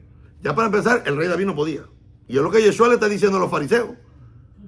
Tú me estás planteando tu tradición extrema Y yo te estoy planteando que está escrito que el rey David entró y comió de los panes de la proposición que no le era lícito. Y Yeshua utiliza las mismas palabras que le citaron los fariseos extremistas por el acto de los discípulos de Yeshua. Los fariseos le dijeron, ¿por qué tus discípulos están haciendo lo que no es lícito? Fíjate, no le dijo, te están violando la Torah. ¿Por qué los fariseos dijeron, tus discípulos están violando la Torah? ¿Por qué no le dijeron eso? Porque no era un tema de Torah lo que se está debatiendo allí. Es un tema de Torah. ¿Es un tema de qué? ¿De qué? ¿De qué? ¿De qué? Dígamelo en hebreo. Dígame, que a mí me encanta cuando usted me lo dice en hebreo. Es que me lo dice tan secular. De la halajá. Hábleme así, porque a mí me gusta así cuando usted dice la halajá. Cuando dice las leyes seculares, o sea, parece que estamos hablando de la ley de tránsito. Y la palabra lícito está asociado con leyes, porque cuando se viola pero es una ley civil. Claro, pues es una ley rabínica. El tema aquí, Yeshua no está atacando la Torah. Yeshua no está atacando bajo ninguna circunstancia el Shabbat. Yeshua está simplemente planteando la posición de la escuela farisea versus lo que está escrito. ¿Qué pesaba más? ¿Qué tenía más autoridad? Yeshua dice, la tradición esa que tiene es muy extrema. Entonces Yeshua no está atacando la tradición tampoco. Está atacando ¿qué? El extremismo de estos fariseos que juzgaban el hecho. Y de hecho, voy a volver a hacer la pregunta. El rey David comió pero ¿quiénes más comieron del pan? Que no le estaba lícito comerlo, porque le dice lo mismo que yo. ¿Quiénes más comieron? Pues los vi debatiendo por ahí, los escuché que estaban todos debatiendo ahí. Al texto. Al texto. Bueno, a ver, porque uno dice, bueno, el rey David era de la tribu de Judá, ¿no?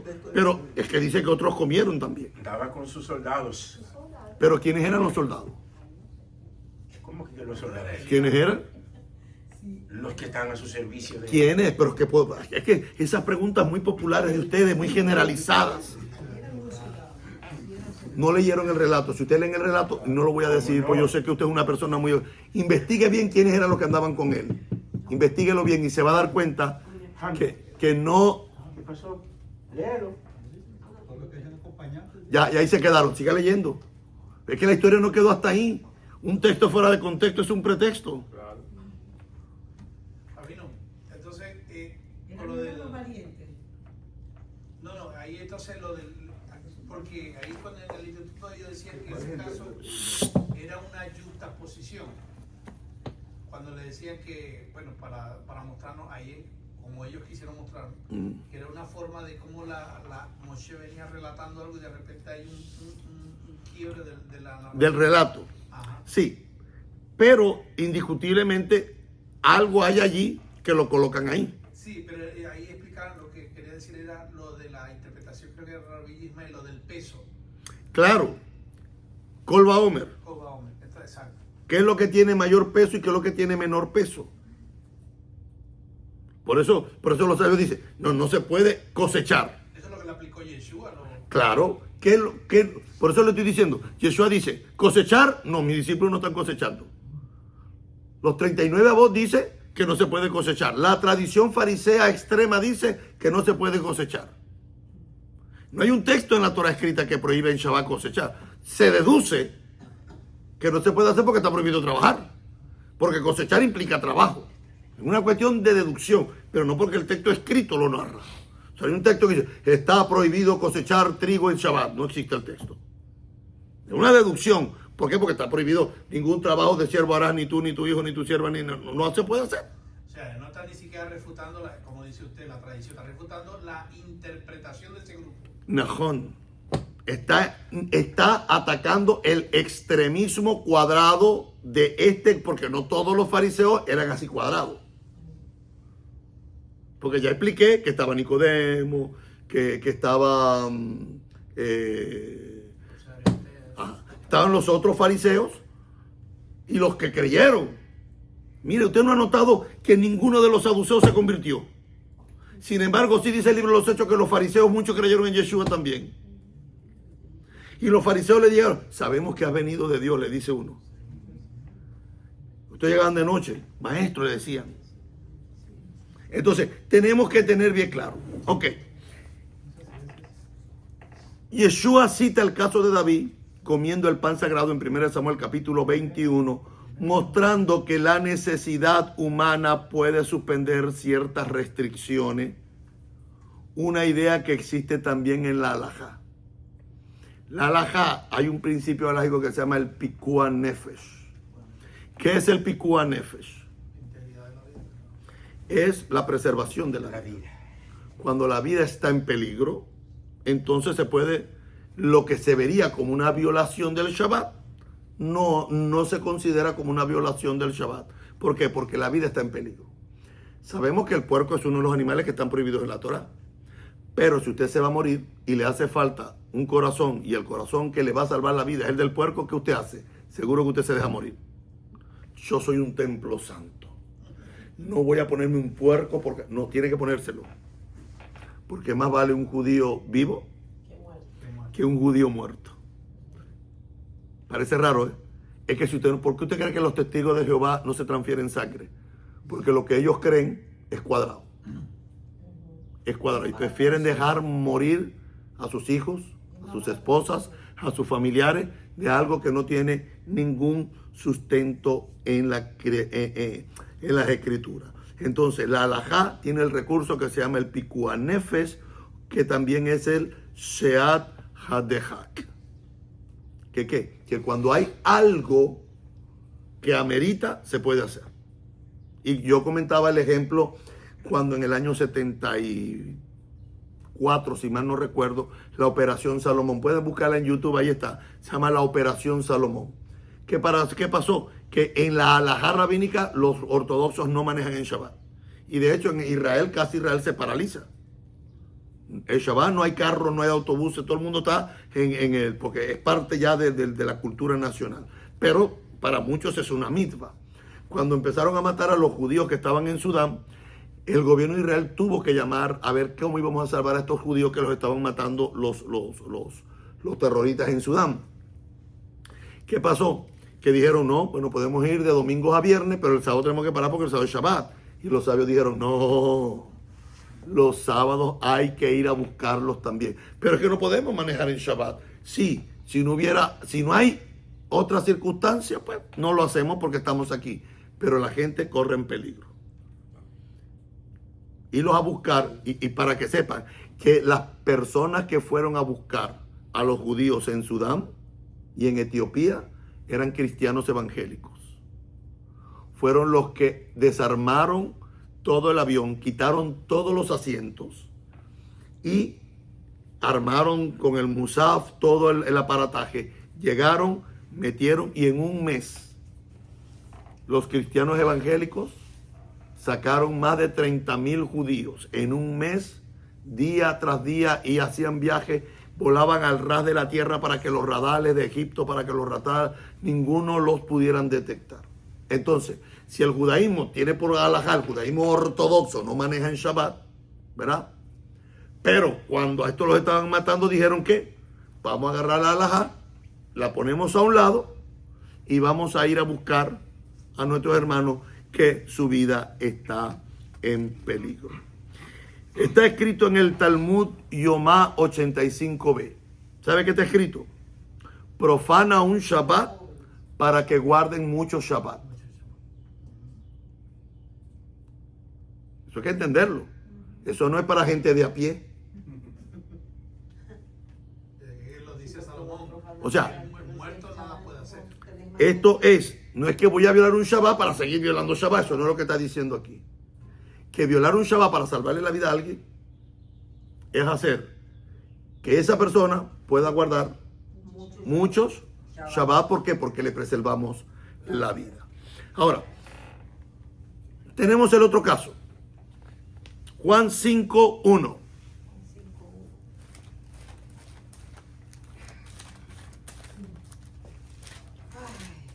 Qué frío. Yeshua sana al paralítico de Betesda. ¿De qué acusaron a Yeshua? De que sanó en Shabbat. Está prohibido, ¿eh? Entonces la gente dice, Yeshua está por encima del Shabbat. Sanó en Shabbat. violó el Shabbat. O no es lo que dice la gente. Eso es lo que dice la gente. No, Yeshua violó el Shabbat y sanaba en Shabbat. Pero vuelvo al tema halágico. Cuando yo le estoy hablando del tema halágico, estoy hablando de lo que dicen los sabios en la halajá. Pues yo te puedo decir, que aquí dice Mateo, dijo que Juan, Lucas, que... No, yo estoy dando primero lo que dicen los sabios. La halajá del segundo templo discute si se puede sanar en Shabbat o no. Hay una discusión en el Talmud si se puede sanar en Shabbat. Dice el Talmud, si la vida está en peligro, sí. ¿Por qué? Porque hay un principio que se llama el Pikuah Nefesh. Cuando la vida de alguien está en peligro. Imagínense que los médicos israelíes, no, yo el viernes no trabajo ni el sábado porque voy a guardar el Shabbat. El ejército dice, no, nosotros no vamos a guardar Israel el sábado porque tenemos que guardar el Shabbat, no se puede trabajar. Eso es para los cuadrados. Yo en Shabbat no trabajo, ni el ejército, ni nada. Pues usted sabía que si usted es cuadrado y usted estuviera viviendo en Israel y le toca su servicio militar, usted tiene que ir a servir a la patria el Shabbat. Y el Shabbat El no 7 de está, octubre ellos fue están un liberados Shabbatón, de eso. una festividad. Ellos están liberados, los médicos, los policías. ¿Por qué? ¿Por qué están liberados? Porque hay que guardar y preservar la vida de los demás. En el 1993, en el famoso ataque del Yom Kippur, hasta ese entonces los judíos todos estaban celebrando Yom Kippur, el ejército, todo. Israel estaba resguardada. Y vinieron los palestinos y entraron y mataron y dijeron, no, vamos a tener que poner que ahora a partir de 1993, Israel, todo el mundo, los que tienen el servicio militar, tienen que estar en el Shabbat con el fusil en la mano, vigilando la frontera y el bienestar del resto de la nación. Imagínense, una mujer va a parir el sábado. Aguante porque estamos en Shabbat y en Shabbat no se puede parir. Los extremos son malísimos. Mire, en la halajá se discute si un huevo que se pone lo pone una gallina en Shabbat se puede comer o no. Fíjense lo que dice la halajá. Debaten los rabinos. Si una gallina pone un huevo en Shabbat, ¿no lo podemos comer sí o no? Y uno dice, ¿por qué? Porque la gallina tenía trabajo, estaba trabajando, forzando para poner el huevo. O sea, ya ese tipo de cosas, en mi opinión, sin faltar el respeto a los sabios o a la tradición, me parece que son cosas que para mí son irrelevantes, porque eso es algo de la naturaleza. Pero en ese desglose de querer explicar hasta lo más mínimo, dejamos lo más importante de la Torah, que es que yo no te doy un ser humano, pero es un ser natural, es un ser vivo. O sea, la gallina pone un huevo y se acabó. Ya está. Pero no, ahora este huevo no lo podemos comer. El rabino, vi un video donde un rabino decía que no se podía comer el huevo que puso la gallina. ¿Por qué? Porque lo puso en Shabbat. ¿Y qué tiene que ver eso? Y un hijo que nazca en Shabbat, ¿qué hacemos? Yo que tengo 2 hijos que me nacieron en el Shabbat, estábamos, mi pobre esposa, pariendo un sábado por la mañana. Y yo no sabía si decirle a Shema o pedir que Hashem me le diera fuerza. Porque usted sabe que en este país usted entra al Salazar de parto. Y a Hashem que decide el día que van a hacer. Claro. Y llegó ahí, yo decía, ¿qué digo? Pues ya son las 6 de la mañana. ¿Digo la Shema o no digo la Shema? Y el médico decía, push, llega que push. Y yo, push. Y yo, si me toca decir la Shema a esta hora. Y mis 2 hijos menores, Joel y Aviad, nacieron en Shabbat. Un sábado por la mañana.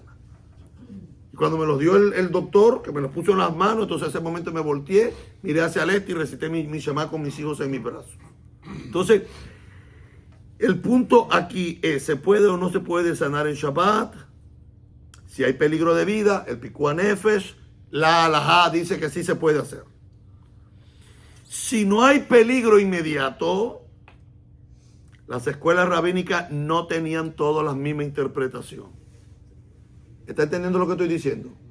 Que cada grupo lo ve de una manera. Los que son cuadrados, extrema derecha, dicen que no se puede atender. Los del medio, bueno, sí, porque hay que preservarle la vida a la persona. Y lo de extrema izquierda le da lo mismo chicha que limonada. Yo siempre he dicho que los dos extremos son malos. Siempre creo que el centro es el punto más serio. Ahora, los fariseos más estrictos limitaban incluso sanar a menos que fuera de vida o muerte.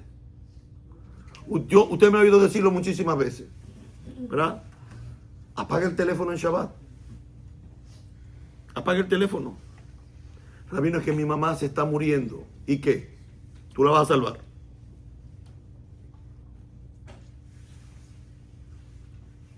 Y si te avisa que tu mamá se murió en el Shabbat, te va a producir alegría.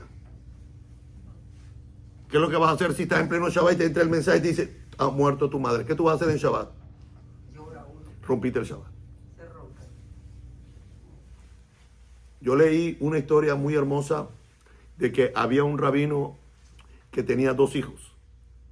Y el viernes por la noche, los hijos iban con su papá, antes del Shabbat iban a la sinagoga, pero ese día los hijos no fueron y uno se quedó y el otro fue con el papá, y cuando regresaron del viernes de la noche, el hijo murió en la casa y la mamá no le dijo nada a su esposo que su hijo había muerto porque era Shabbat, lo acostó en la cama y lo acostó como que si estuviera dormido.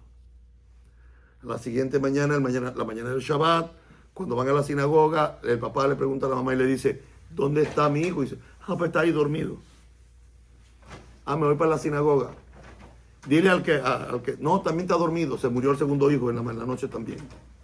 Y la mamá lo acostó y lo arropó. Y el papá se fue al sábado a la sinagoga, estuvo todo el día en la sinagoga, llegó después del Havdalah, y cuando llegó después del Havdalah, la esposa le dijo, ¿sabes qué? No te dije que tus hijos habían muerto, para que no rompieras la dulzura del Shabbat. Pero tus hijos murieron. ¿Estaba bien o estaba mal? Si estaba mal, a ver, ¿qué resolvía decirle al papá que se había muerto? ¿En qué aportaba? ¿En qué aportaba? Nada. Ya estaba muerto. Y llorarlo en Shabbat no hay duelo. No, eso para Occidente es complicado.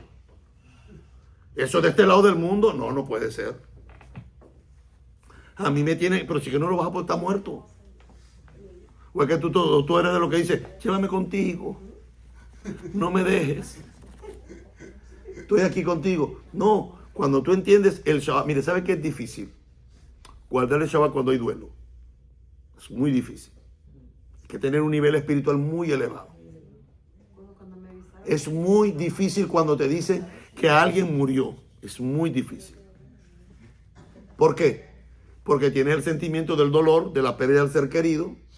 Pero en definitiva, yo recuerdo que hace, 20 años atrás, mataron a mi hermano en Venezuela. Y lo mataron una madrugada, para amanecer sábado, a las 4 de la mañana. Y me llamaron a las 7 para decirme, a tu hermano lo mataron.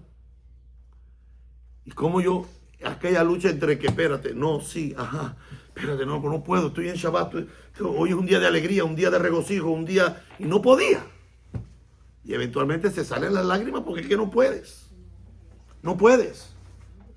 Pero si me lo hubiesen guardado y me lo hubiesen dicho por el Shabbat, yo lo hubiese agradecido más. Porque me pasé un Shabbat muy feo. Muy terrible. Porque hay gente que el Shabbat son 2 horas de culto. No en esta sinagoga, en otra. Hay gente que viene al servicio porque es el servicio. Pues voy para el servicio. Sin entender que el Shabbat empezó ayer y termina hoy a la puesta del sol. Y que el Shabbat es un día de delicia, no lo digo yo, lo dijo el Eterno, nos lo dijo a través del profeta Isaías. Y lo recitamos en la Midá decimos que ha hecho un día de delicia. Y lo llamares santo y no lo profanares. Yo hubiese preferido hoy que me lo hubiesen dicho después del Shabbat y no en la mañana del Shabbat. Fue muy difícil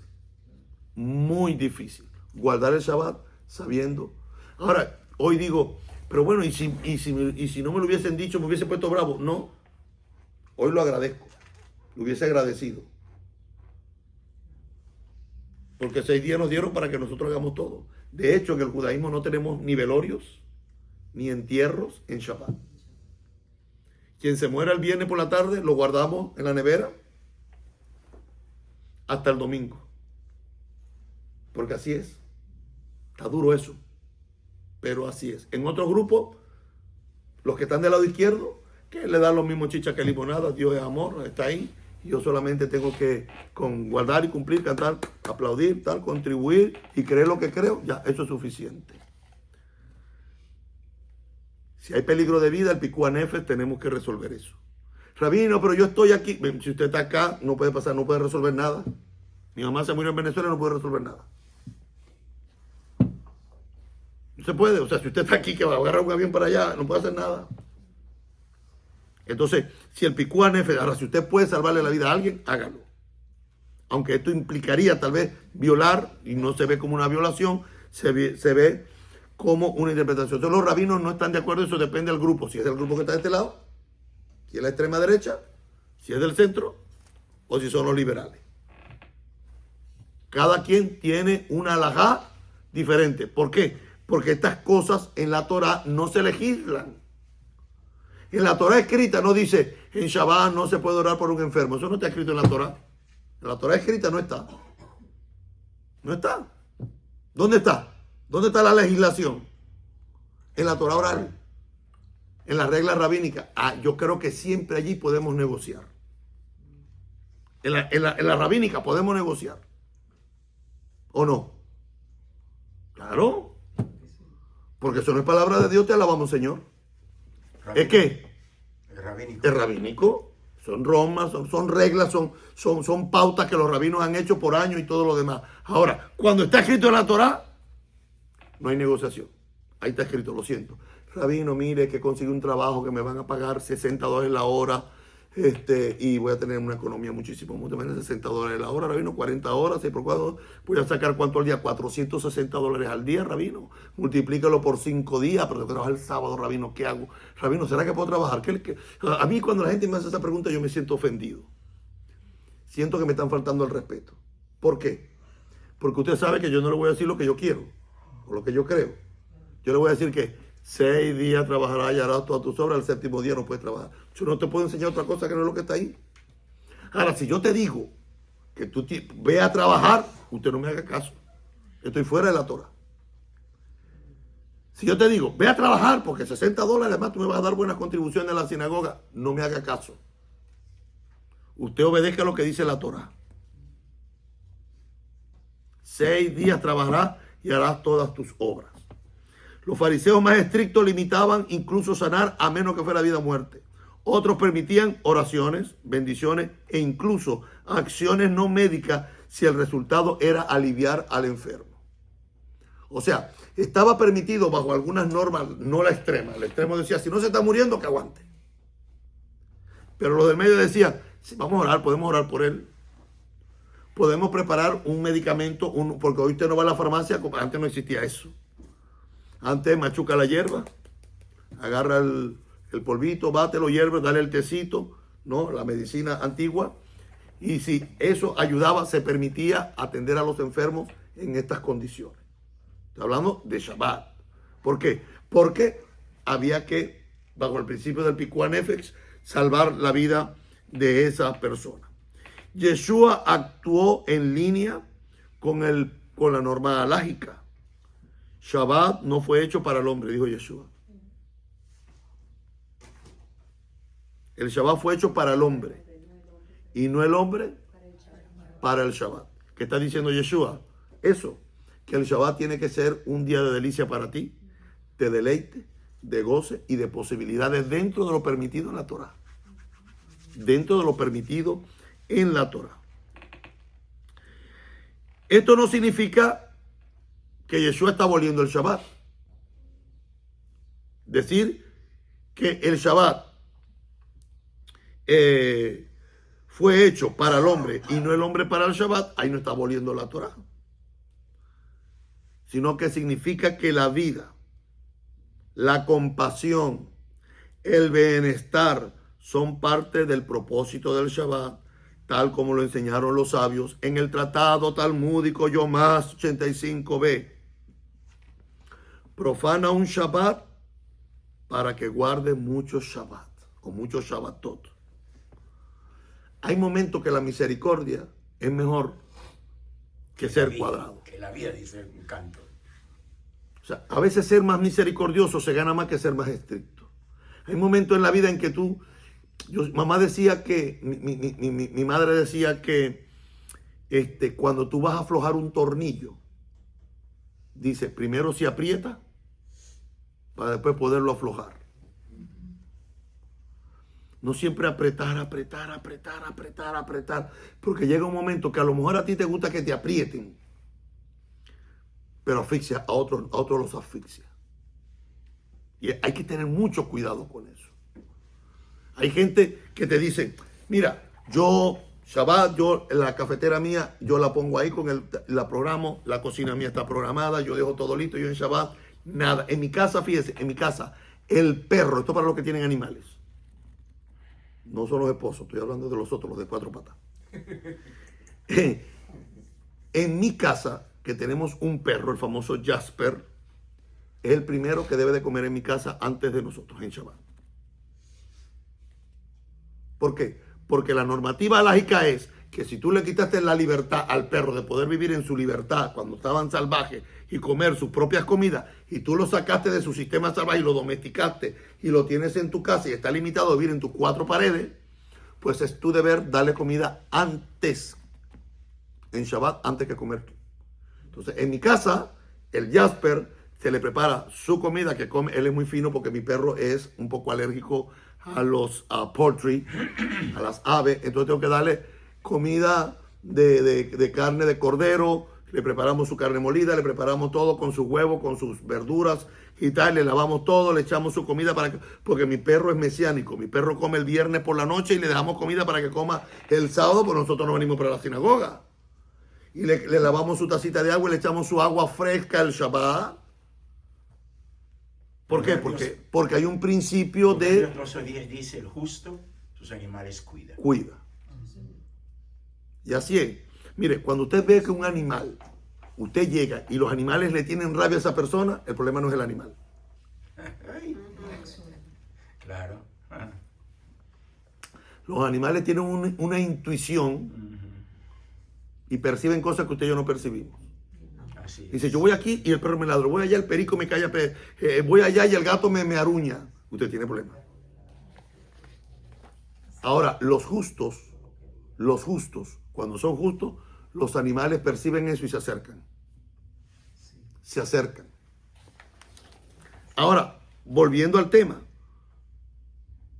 si profanar un Shabbat para salvarle la vida a alguien o para cuidar a algún enfermo, implica que ese enfermo podemos salvarle la vida y él va a poder cuidar, va a poder guardar muchos Shabbatot. Por eso los sabios dicen que vale más un judío vivo que 10,000 muertos. Además, Yeshua, cuando sanó al paralítico, ¿verdad? Yeshua no usó medicina. Porque para hacer medicina hay que trabajar. Hay que cortar, hay que moler, hay que machucar. Rabino, pero esto es kosher porque es sano. Pero si usted tiene que picar, tiene que ir allá, cortar, moler, hacer, echarle lo otro, la otra hierbita, la otra cosita. Bendito el Eterno, que ahora no lo venden ya ellos todo machucadito ya con el sobrecito, agüita caliente y dale. Ahora, Yeshua no usó medicina, ni instrumento, ni cobró por sanar. Su acción parece más bien de bendecir y de imponer manos para curar a una persona. ¿Cuál es el problema con el paralítico? De Juan 5, ¿cuál es? O sea, el tema que están debatiendo ahí es porque Yeshua lo sanó. No, porque le dijo su leche. O sea, fíjese la gente, Yeshua violó el Shabbat porque sanaba en Shabbat. No, es que aquí no fue ese el caso. Aquí Yeshua lo sanó y él no pudo. Es porque le dijo, toma tu lecho y anda. Toma tu lecho y anda. Llévate la camilla donde te trajeron o donde te metieron por el techo. Hay respuesta alágica para eso. La alajá rabínica. Entonces parece ser que no hay una contradicción porque los sabios tienen una explicación en la tradición rabínica de lo que Yeshua hizo. O sea, que lo que Yeshua hizo no contradijo ni la Torá ni la tradición. El hombre llevar objetos entre un dominio privado o público puede implicar melajá de hotzah, de trasladar objetos. ¿Se acuerda que le expliqué? Usted puede cargar el piano que pesa y dentro y no viola el Shabbat dentro de la normativa rabínica. Estoy hablando de la Torah oral. Pero si yo agarro el piano y lo saco y me lo monto en el carro en Shabbat, dentro de la perspectiva rabínica, lo hemos violado. Dentro de la perspectiva de la Torah, no se nos dice nada. Ahora, sin embargo, en este caso, el hombre que acaba de ser sanado de una condición grave puede aplicarse al principio de necesidad o de recuperación inmediata. El acto fue ordenado por Yeshua, quien lo hizo como signo de restauración. En el contexto fariseo, no estaban condenando la sanidad como tal, sino el acto de llevar la camilla, lo que muestra una aplicación rígida de la regla en una situación extraordinaria. O sea, el que está hablando de por qué cargó la camilla, aplicó la regla extrema, pero que era rabínica. Eso no está en la Torah. No está en la Torah. Es más, yo creo que era una prueba cargar la camilla de que estaba sano. Porque si no está sano, ¿cómo levantó la camilla? Y eso levanta la camilla. Ahora, es una cuestión, Yeshua no está peleando, no está debatiendo con los fariseos ni por el milagro, ni está discutiendo porque Yeshua violó el Shabbat o violó un mandamiento de la Torah. No, está debatiendo es un punto de la norma humana, de las reglas humanas, es lo que Yeshua está debatiendo allí. O sea, hasta ahora, ni ningún texto que usted me vaya a buscar en la Biblia, Yeshua no está debatiendo con el judaísmo en las cuestiones de la sanidad y la violación del Shabbat. Ninguno tiene que ver con la Torah. Aunque a usted le parece que sí. Cuando usted lo lee, dice, no, sanó en Shabbat. No, el tema aquí el tema no es si sanó en Shabbat. Aquí el tema, ¿cuál es? Que cargó su lecho, su camilla después de haber sido sanado. Pero ¿en qué parte de la Torah? Está en la Torah escrita, está prohibido que después que te sanen puedas cargar tu camilla. ninguna. Entonces aquí el tema no es Torah. Yeshua no está violando los mandamientos. Yeshua está debatiendo ¿qué? Una alajá extrema de algunos fariseos extremos. Está atacando eso acá. Entonces, la acusación es que el hombre fue sanado y tomó su camilla, el cual estaba prohibido. ¿Dónde estaba prohibido? En la alajá. Dígame una alajá de la sinagoga Sar Shalom. Dígame una alajá. Una alajá. ¿Qué es alajá? No se Pode meter manzana en la ensalada de papa. Najón. Está prohibido por la alajá rabínica echarle manzana a la ensalada de papa en esta sinagoga. Prohibido. Quien lo haga está expulsado de la sinagoga. A ver, otra alajá. No puede pasar las mujeres con pantalones. Las mujeres no pueden subir a abrir la roja Kodesh en pantalón. ¿Es pecado? ¿Es pecado pasar ahí con pantalón y abrir la roja Kodesh? No. ¿Estamos violando alguna Torah? No. No. ¿Qué es? Norma rabínica. Una alajá rabínica que por cuestión de respeto y de que hay mujeres que Hashem las creó muy hermosas, algunas no, pero la mayoría sí, ¿verdad? Y tienen su buen cuerpo y van en pantalones Y hay hombres y van allí subiendo, y hay hombres que ese día tienen esta semana que no han orado mucho, que están muy flojitos, que tienen la carne un poco suelta de los clavos, empiezan a decir, grande y maravillosas son tus obras. Entonces, para guardar el principio del recato, nuestras mujeres y los shamashim tienen que meterse eso en los tuétanos. No, cuando vayan a escoger una de las mujeres para que vaya a abrir el Aroha Kodesh, debe por lo menos, si tiene un pantalón, tener por lo menos arriba una blusa larga o un camisón largo que le tape más allá de sus lomos. Eso es una norma de la congregación. Una norma de la congregación, una tradición de la congregación. Usted estudia Torah con la equipa puesta. Porque no se puede estudiar Torah sin kippah. aunque sea lunes, martes, miércoles, jueves o viernes, no importa. Cada vez que usted va en contacto con Torah, tiene que cubrirse la cabeza. Aunque sea o no sea servicio. No tiene nada que ver con eso. Otra alajá aquí en la sinagoga. ¿Cuál es? Los hombres leemos Torah, las mujeres no leen Torah. ¿Eso está en la Torah? No. ¿Pero es pecado si una mujer la Torah? No, no es pecado, pero esa es la norma, esa es la alajá nuestra aquí. Ay, rabino, pero eso es muy machista. No voy a dejar de comer, créamelo, no se me va a quitar el hambre. Esa es la tradición aquí y en la gran mayoría del judaísmo.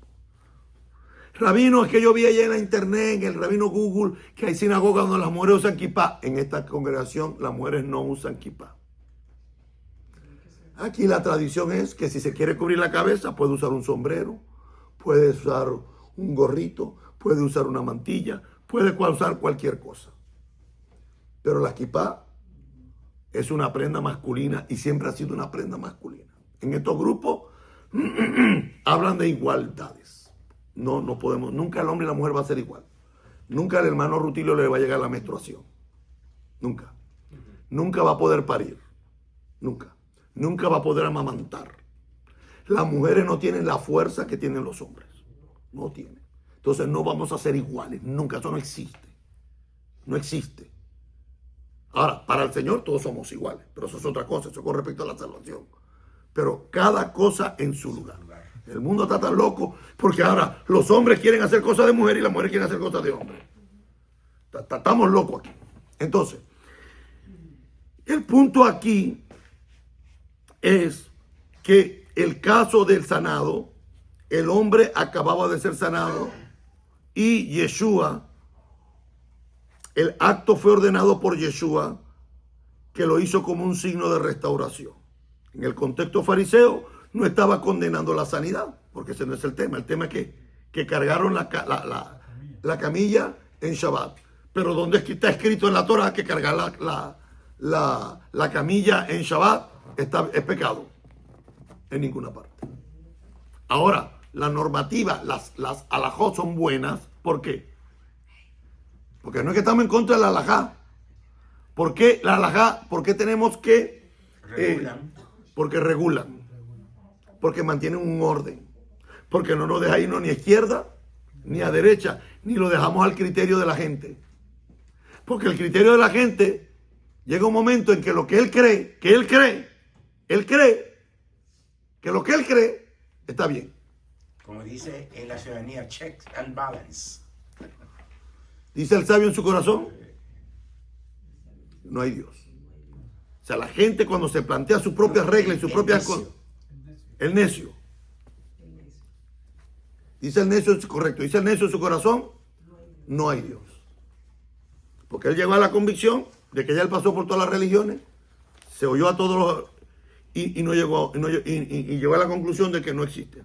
Ahora, tenemos que tener cuidado con esto. Ármelo de una vez. Ármelo de una vez. Es una orden. No, es una sugerencia. ¿Qué tipo de violación? Desde la perspectiva rabínica es importante que usted pueda distinguir esto. Distinga esto siempre que vaya a leer el Brit Hadashah. Una melajá bíblica se le llama deoraita. Una alajá bíblica, una melajá bíblica, un trabajo bíblico que está prohibido, se le llama deoraita. Está escrito aquí. Todos juntos, deoraita. Eso es lo que está escrito. Es una tradición, es un mandamiento bíblico. Punto. ¿Qué es una melajá bíblica? Es un trabajo claramente prohibido por la Torah. Lo que está prohibido por Torah. Un deoraita es un trabajo que está prohibido por la Torah. Punto. La Torah oral. No. Volvamos a explicar otra vez, retrocedamos. La melajá bíblica, el trabajo bíblico, ¿qué es? ¿Qué es la melajá bíblica? El trabajo bíblico, que se le llama deoraita. Deoraita es lo que está escrito en la Torah. Se dice deoraita, que está escrito en la Torá. ¿Qué significa eso? Cualquier trabajo claramente prohibido por la Torá.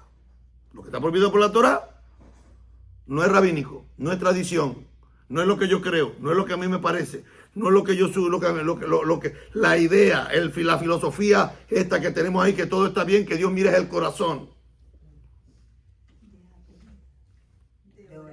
De oraíta. Está escrito ahí, ahí está, punto. Peleese con Moisés, peleese con el Eterno. Yeshua violó de oraíta. No, en ningún momento. Porque si Yeshua viola la Torá, Yeshua no puede ser el Mesías. Melajá rabínica se le llama de Rabanam. De Rabanam. De Rabanam es qué? De Rabam, ¿de quién? De los grandes, de los sabios, de los maestros. ¿Qué es el melajá? El melajá de Rabanam. ¿Qué es el melajá de Rabanam? ¿Qué es? ¿Qué es? La provisión de una práctica o una costumbre. ¿Quiénes plantean esto? Pues los sabios, los rabinos, los maestros. Ellos dicen, esto no se puede hacer, esto no se puede hacer, esto no se puede hacer. Eso le llaman cercos también, ¿no? También se le llaman, algunos son cercos, otros no. Por ejemplo, ¿usted tiene mandamiento de Rabanam? No. Dígame uno. Las velas del Shabbat. La vela del Shabbat, eso no está en la Torah. Tomar vino. Y yo agarro, no, tomar vino está en la Torah. Perdón. Tomar vino está en la Torah, dice, si tú estás triste, dice que el vino hermosea el rostro y alegra el corazón del hombre. Tomar vino en Pesach. Eso sí.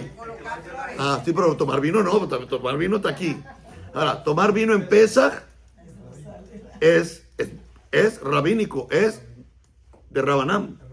¿Por qué? Porque en ninguna parte en el libro de Shemot, ni en el libro de Vaikra, ni en el libro de Levítico, ni en el libro de Éxodo nos dicen que en Pesach hay que tomar vino. ¿Quién instituyó esa tradición? El gran Hillel. El gran Hillel. Netilá Yadayim. O poner flores. ¿Qué pasa con el poner flores? No, eso no está ni en los Rabanam, ni no está en ninguna parte. Eso no está. Está en los libros de Ruth. Está entonces, Primera de Ruth 4:38 dice eso. Ahora, fíjese, lavarse la mano, Netilá Yadayim. Netilá Yadayim. Lavarnos la mano está en la Torah escrita o en la Torah oral. Oral. Está en la Torah oral, lavarse la mano no está en la Torah escrita. El bautismo. El bautismo está en la Torah escrita o en la Torah oral. Torah oral. ¿Por qué está en la Torah oral y no está en la Torah escrita? Porque en la Torah no se dice nada que hay que bautizar a un converso, que a los gentiles hay que bautizarlo. No dice nada de eso. Es una práctica farisea que se instituyó y ya para el judaísmo del primer siglo estaba dentro del fariseísmo, eran los únicos que hacían tevilá, inmersión. Entonces en el fariseísmo del primer siglo, ¿qué hizo Yeshua? Como Yeshua sentó a los fariseos en la cátedra de Moshe, entonces a los seguidores del Mesías, ¿qué nos mandó a hacer? Lo que los fariseos dijeron, porque el mismo Yeshua dijo, en la cátedra de Moisés se sientan los escribas y los fariseos, hagan todo lo que los fariseos les digan que hagan, háganlo y guárdenlo. Entonces Yeshua, el bautismo no es una doctrina nuevo testamentaria, ni la inventó Yeshua, porque antes que Yeshua viniera, ya Juan el Bautista estaba bautizando. La kipá, tradición, no hay ningún texto. Tradición. Dice. Tradición, Dice mi esposo que el pan de jalán. también es una tradición. Porque, a ver, entienda lo que es jalá. ¿Qué llama usted jalá? ¿Qué es lo que usted piensa que es la jalá? Los pedacitos que se separan del pan. Jalá no son los dos panes que usted se come. Le llamamos jalá, jalot, a esos, porque en el momento que se estaban haciendo esos panes, se arranca un pedacito y se separa, se hace la brajá Y se quema. y se tira al horno. Ese es el pan de jalá. Con lo que sobró, con lo que quedó, es lo que se hace. Pero entienda que en ninguna parte de la Torah a nosotros nos mandaron a comernos 2 panes de Shabbat del viernes por la noche. Tradición rabínica. Ven 2 velas. O sea, Lo más importante es lo que agarro, eso es lo más importante. Ay, ya llevo 3 semanas de no sé pan de ganar. ahora, fíjese, nosotros tenemos alajot, tenemos tradiciones, pero no son de la extrema derecha. No son de las estrictas que no tienen misericordia, que es así, porque si no es así, te vas a perder. No. Nosotros decimos, espérate, esto como es tradición lo puedo negociar. Lo podemos negociar. Y nosotros tenemos nuestras tradiciones sefaradíes, que son diferentes a las akenazí. No quiere decir que las tradiciones akenazí son malas y las de nosotros son las buenas. No, ellos tienen su tradición, nosotros tenemos la nuestra. Aparte de eso, como judíos mesiánicos tenemos también nuestras tradiciones. Porque las tradiciones siguen siendo puestas por los hombres. Y eso es negociable. Pero las palabras del Eterno no son negociables. Ahora, tal vez usted habrá pensado que Yeshua violó el Shabbat porque eso es todo lo que usted oyó toda su vida. ¿Sí o no? Sí. No, Yeshua violó el Shabbat, Yeshua hizo esto y eso. Si Yeshua hubiese violado el Shabbat, lo hubiesen matado por eso en la cruz. No hubiese sido necesario acusarlo De sedición. de sedición. Sin embargo, entienda que los textos están mal leídos. ¿Se acuerdan el famoso texto de Lucas cuando le dice, ¿por qué tus discípulos no se lavan las manos antes de comer? ¿Se acuerdan el texto? ¿Verdad? ¿Y dónde dice en la Torah que hay que lavarse las manos antes de comer? En la Torah escrita no está. Y a mí me encanta porque le dicen a ellos, ¿por qué tus discípulos no guardan la tradición de los ancianos? Y ahí es cuando el texto aclara. Pero la gente que no entiende que hay una tradición oral, que hay una ley judía oral, piensan que Yeshua está atacando al judaísmo, a los judíos, a los fanáticos, a esos legalistas, a esos judaizantes, porque no entienden lo que está pasando en el judaísmo del primer siglo. No lo entienden. No lo entienden. Y Yeshua le dijo, bien habló de ustedes el profeta Isaías, que ustedes violan, invalidan la Torá por vuestras tradiciones. Cambia ahora y póngalo ahora en rabínico. Ustedes violan los mandamientos de Oraíta para cumplir los mandamientos le Rabanam. Y aquí hay gente que dice, no, que el Shabbat, cuidado, que él tiene que echarle miel al pan. Porque el rabino fui a la casa y no le echó miel. Ese me está violando el Shabbat, no sabe lo que está haciendo. No le echó miel al pan. O poner sal. Échale sal. Bueno, hubo una lucha aquí en la sinagoga de que el esposo le daba el pan y se lo tiraba. Pero ¿por qué tú me tiras el pan? Dámelo en la mano. Y dice, no te lo puedo dar en la mano porque solamente se da en la mano cuando hay duelo. Y la hermana ahí buscando el pan. Eso es que, ¿es Torah escrita o es Torah oral? ¿Es Doraíta o es Le Rabanam?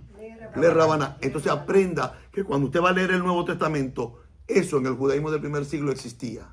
Las leyes orales, las tradiciones, y la lucha aquí nunca de Yeshua fue contra la Torá, ni contra Moshe, ni Pablo. Ni Pablo se atrevió a luchar contra la Torá. Si el mismo Pablo al final de sus días, cuando ya está en Roma, Pablo le dice, ni contra el templo, ni contra César, ni contra las costumbres de nuestros padres he pecado en nada. Entonces Pablo no puede decir una cosa en Hechos y en Romanos y en Gálatas decir otra cosa. Lo que pasa es que estamos sacando textos de contexto. Espero que esta clase te haya traído luz. Hay mucho más que estudiar, pero espero que esta clase te haya sacado luz y que te dé las bases para seguir estudiando en tu casa. Y cuando no comprendas, búscate un buen rabino para que te enseñe. Muchas gracias.